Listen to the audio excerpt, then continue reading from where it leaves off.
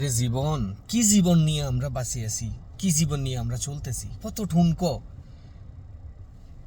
আমার অফিস 2টা থেকে 12:30টার দিকে মোবাইলে বারবার কল আসতেছে। উঠাইলাম, দেখি অ্যাম্বুলেন্স থেকে ফোন আসছে। আমার একটা সহকর্মী, আমাদের একটা ফার্মেসির স্টাফ, হার্ট অ্যাটাক করছে।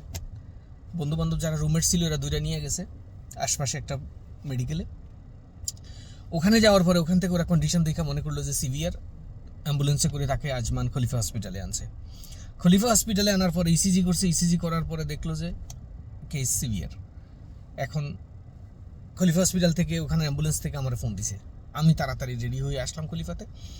কার্ডিওলজি ডাক্তার ছিল, কথা বলে বললো যে ওনার হার্ট অ্যাটাক, সিভিয়ার কন্ডিশন। এখন ওনাকে এই মুহূর্তে রাসেল খাইমা হসপিটালে ট্রান্সফার করছে। তো আমাকে বললো যে আপনিও আসুন। তো আমি আমার নিজের গাড়ি ড্রাইভ করে যাচ্ছি ওখানে। ওরে নিয়ে গেল। কথাটা এই জন্য বললাম, গতকাল রাতেও তার সাথে আমি কথা বলছি। জোয়ান একটা ছেলে, বয়স কত 32 33 এমন হবে। তো আমি আমার যারা ভিউয়ার্স আছেন, যারা কথা শুনেন বা আমাকে চেনেন, আমি একটা কথা সবসময় বলি, জীবনটা অত্যন্ত ক্ষুদ্র,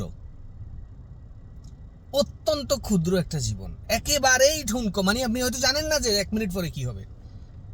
জীবন নিয়ে বড়াই করার, অহংকার করার কিচ্ছু নাই। মানুষের হাতে কিছুই নেই, একেবারে নেই।